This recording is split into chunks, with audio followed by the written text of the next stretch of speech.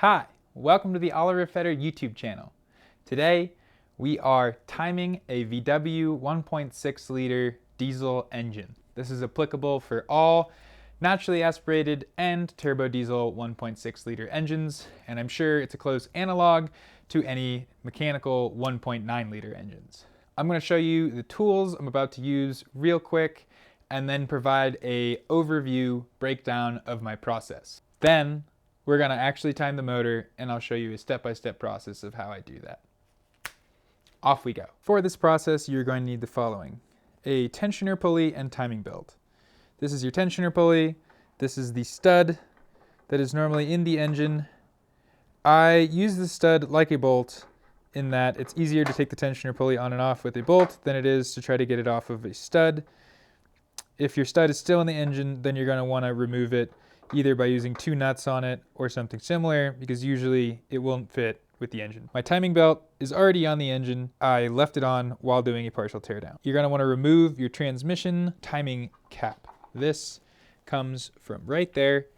Take that off so you'll be able to see timing marks that you need to see. I'm also using a 10mm deep socket. This is functioning as a pin, a locating pin for my fuel pump. You can use other objects that fit closely as well. You can buy a specific object that does this job, but I have found that the Harbor Freight 1/2-inch drive deep 10mm works just fine. I also have a 15mm for this timing, and I have a 19mm, which is the size of all the heads of the various gears on the timing belt. I have assorted wrenches to get the job done.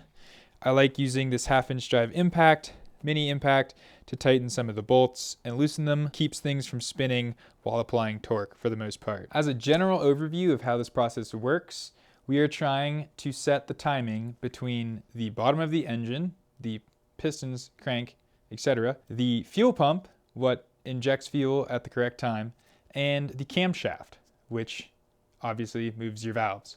So it's somewhat redundant to say it is crucial that you get this timing correct, because if you don't, A, you could have motor failure. These engines are interference engines, meaning a piston and valve can meet if they're out of time, or your engine could run extremely poorly, or I don't really need to say. You should time it well and take your time. I really don't find this that hard. I've probably done this about 10 to 15 times, and the more I do it, the faster it gets and the easier it seems. You just need to be patient and work your way through it slowly. A general overview goes like this. You've already installed your fuel pump, and it's on there at least semi-tight with all the bolts. You're going to set fuel injection timing later, and we're not covering that in this video. You're then going to remove your valve cover and attach any remaining timing gears if they were off your car. Once you've done that, you're going to want to get your timing belt around the bottom pulley. Meaning, for most people, if you are putting a belt on, mine is already on the bottom pulley. If you are putting a belt on, you will need to remove the accessory V-belt first in order to put your timing belt over the crankshaft timing gear.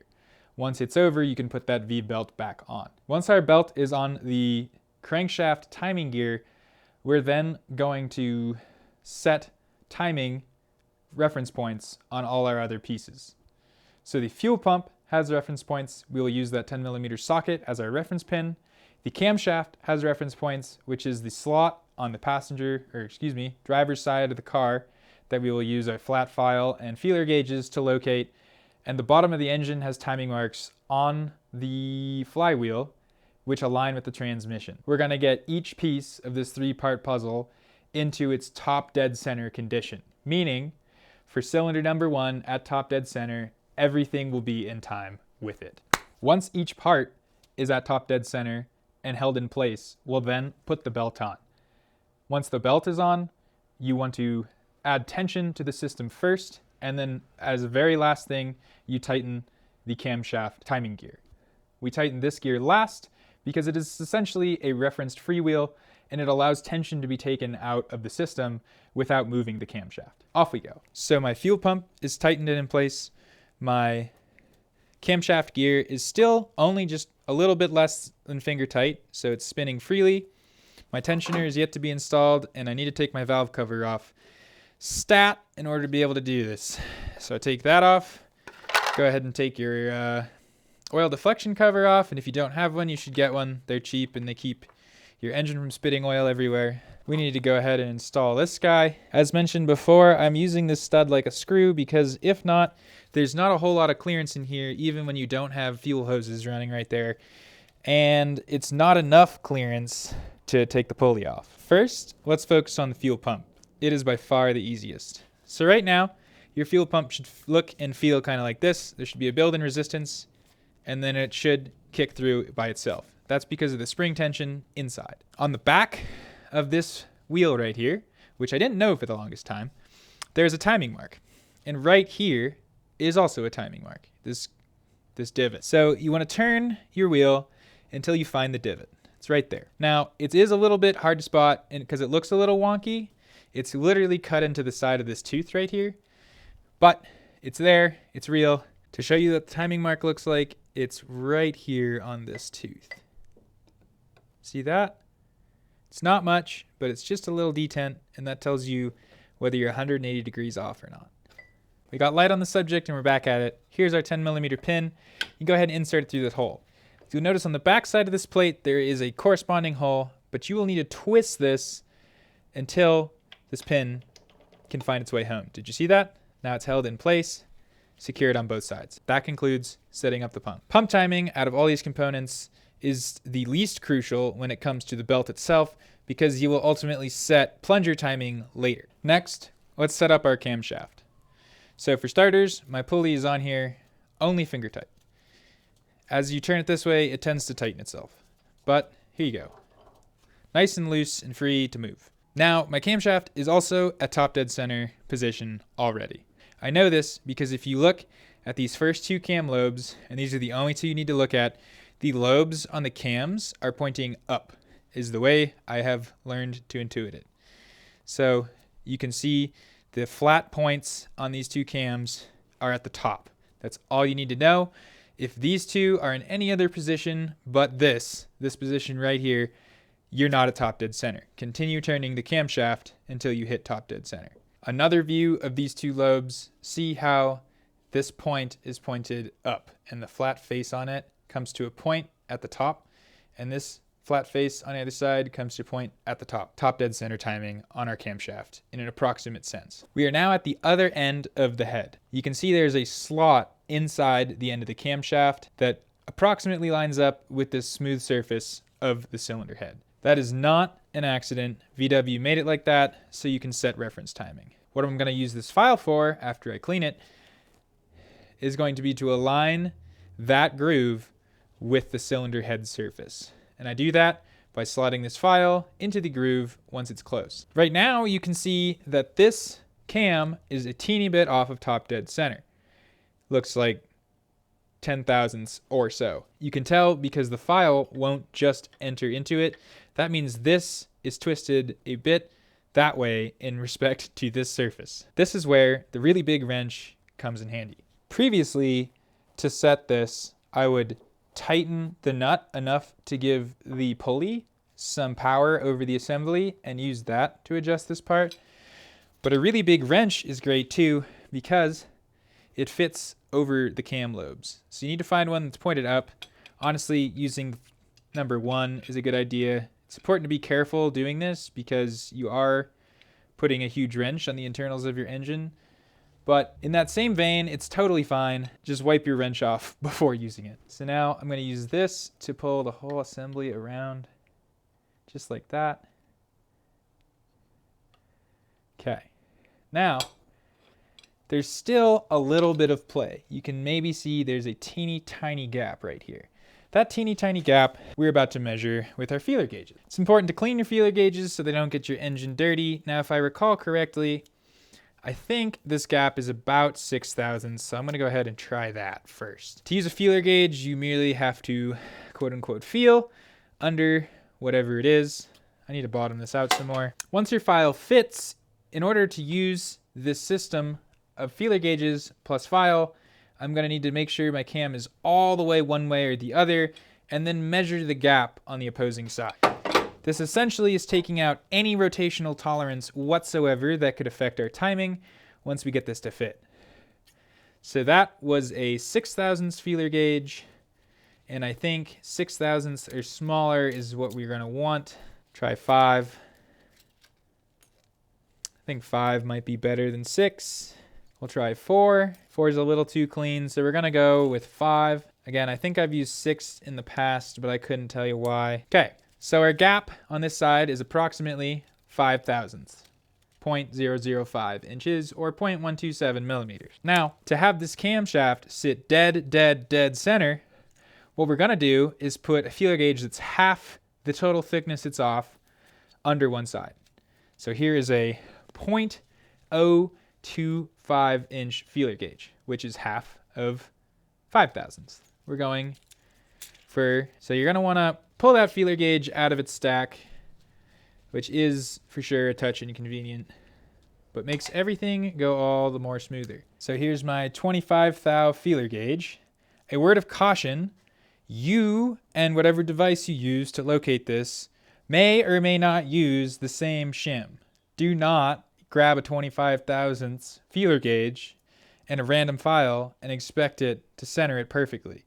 You need to measure your gap first because it will be different, and then use the appropriate feeler gauge that's half the total thickness. I'm ready to place my feeler gauge, but the gap is on this side of the engine, which would mean we're pressing it that way. When I go to ultimately tighten the camshaft, I'm going to be twisting it this way, so I'm going to reverse this. I'm going to go ahead and twist the camshaft to be pressing into the other side of my location tool, and then I'm going to add my shim, and then I'm going to twist it back. So now, with this being pulled this way, we are at exactly top dead center with our camshaft. Lastly, we're going to be setting our crankshaft timing to top dead center. For that, we are going to take this plug out and let me grab a light. Here's a close-up of the crankshaft timing mark.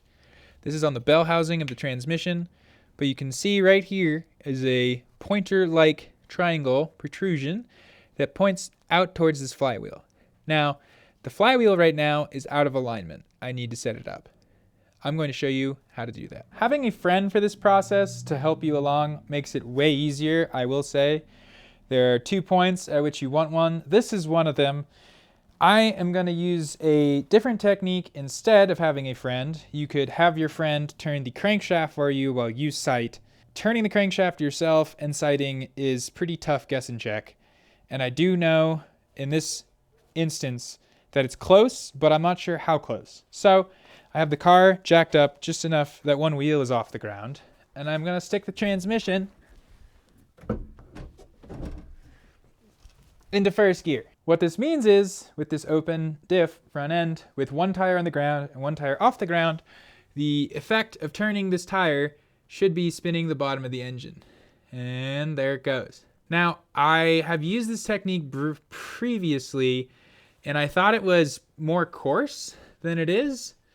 It seems to be, certainly you can end up with some large movements on the crankshaft side of things, because you're working all the way through a gearbox, but it's great for getting it pretty close.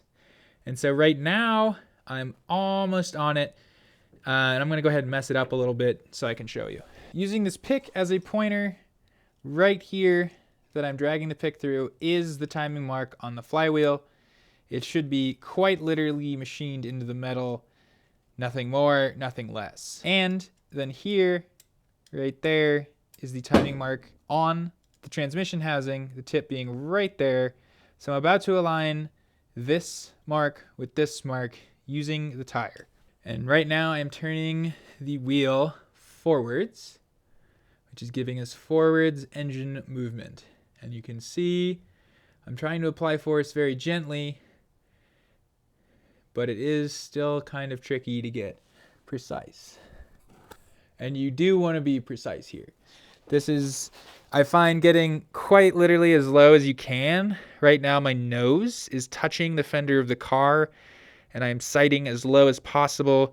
Gives me the most accurate timing because I'm able to see the timing mark the best. Right there. and I'm about to move the camera to that angle I was just at to show you. This is what it looks like when your nose is touching the fender. You can see how it's easier to line up these marks. It looks to me like I am still just a little bit behind center. I have summoned my belt from the depths of the engine bay, and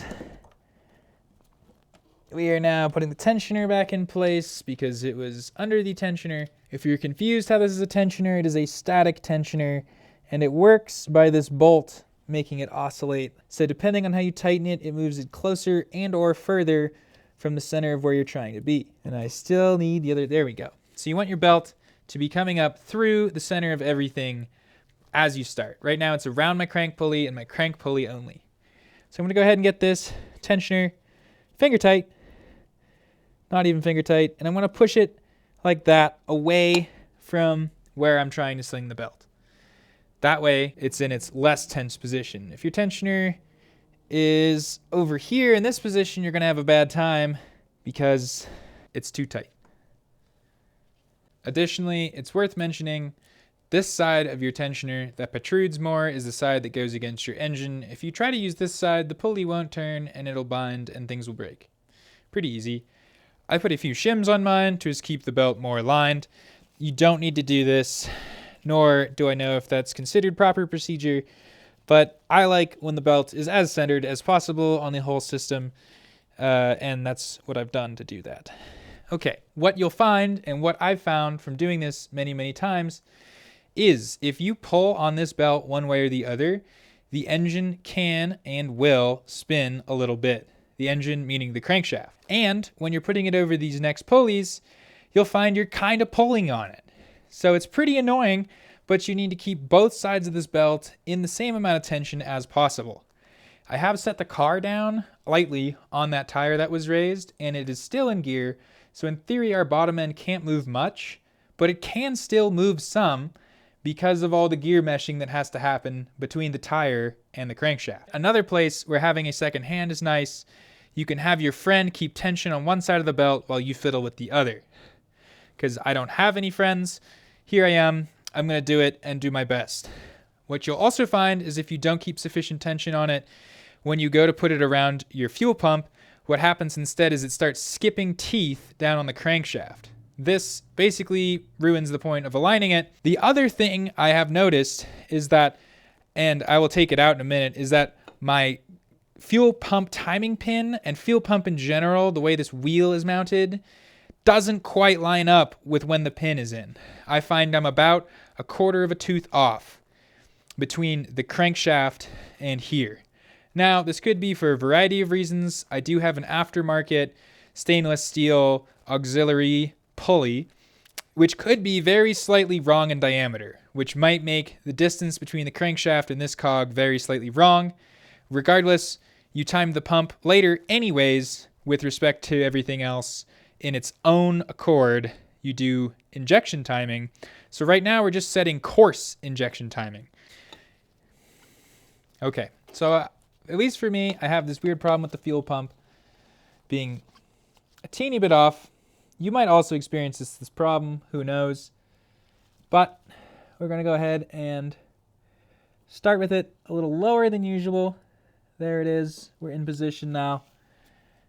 And I'm keeping tension on both sides of the belt. If I let go, the fuel pump's spring-loadedness is going to want to move, and it'll make this skip a tooth. This is where having a second person hold tension for you on one side or the other is a huge help. We're getting this exactly where it needs to be. Tension is still on. Get it a little bit more on your tensioner pulley if you can. And then it's gonna go. We're just catching on some teeth right now. Keep working it. It will go on. There it is. Okay. Pump. Still twisted. Half a tooth down. We haven't lost anything. I'm going to go ahead and tighten this.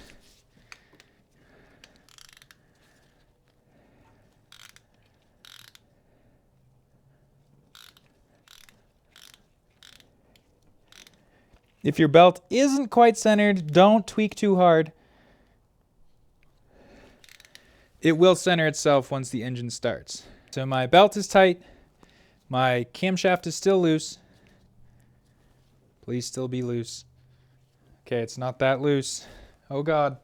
And my pin fits great. However, my bottom end now is very slightly before top dead center.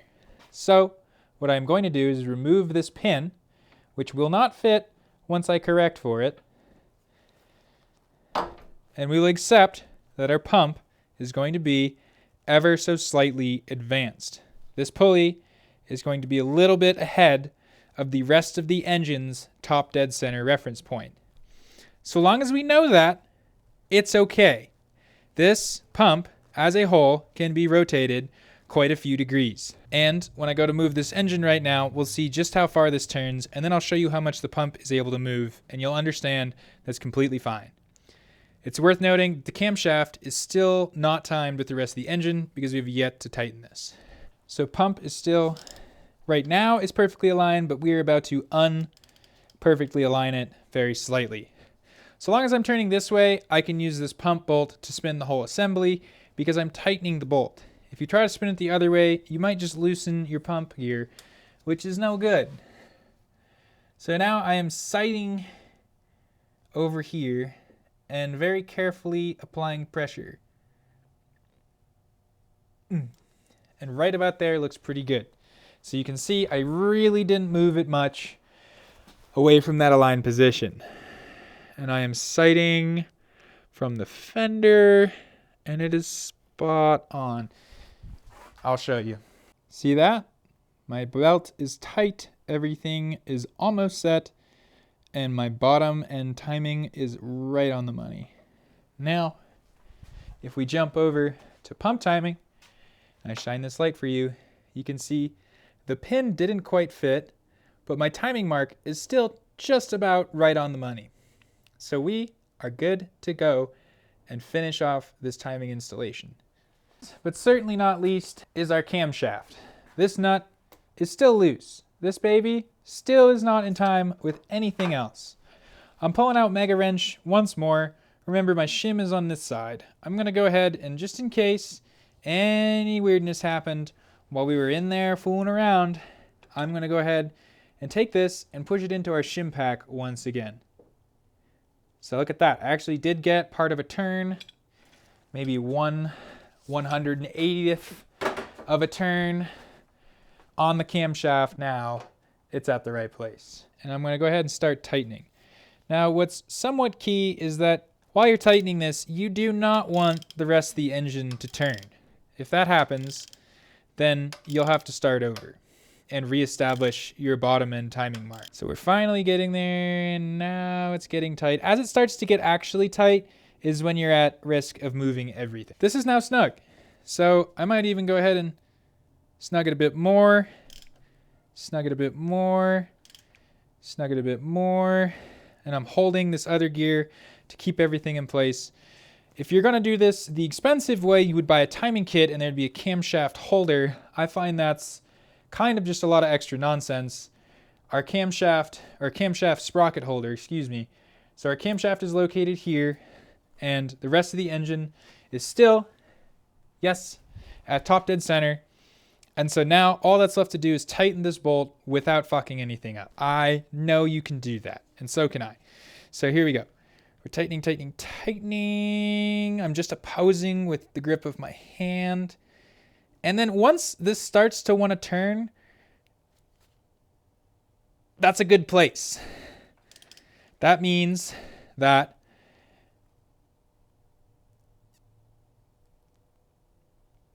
we're about as tight as we need to be. To finish an otherwise perfect installation, I like to snug the camshaft up with my impact driver. This would probably drive other people nuts, but at this point, there's enough tension on the whole system that this gear isn't going anywhere when I do this. This is just to get it nice and snug. Our engine is now 100% in time. Our camshaft is at top dead center, our fuel pump is at top dead center, and our bottom end is at top dead center. This means you can now remove your shim, which is pinched very aggressively underneath of everything. So I'm going to go ahead and back off the cam just a little bit. And by backing off the cam, understand that I am now moving the entire engine rotating assembly. Okay, there we go. Retrieve that, retrieve this, and now our engine is free to spin. At this time, I usually like to add just a bit of fresh engine oil.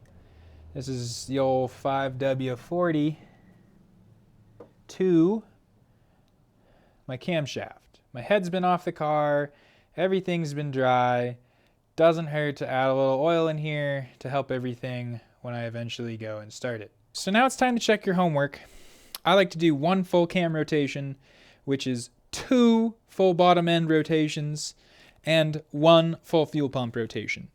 What you're doing when you're doing this is checking for any interference between the pistons and the valves. And this is a final check before starting your engine that you're not going to immediately grenade your engine. So it's very important. It's important to move slowly because you're essentially checking to see if your valves smash into the pistons. And if they are going to smash into the pistons, you best smash them slowly so as not to have to take the head back off. Right now, I'm a little over halfway. So we've already done 1 engine rotation, and we're reapproaching top dead center. And it looks like, which isn't too surprising, because this isn't my first rodeo, we did a good job. Now, with 1 complete rotation, I like to go again and go a bit faster as a double check. Beautiful.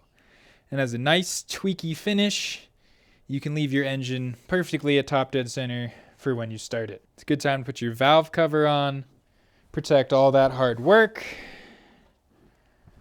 from dust and random debris. There we go.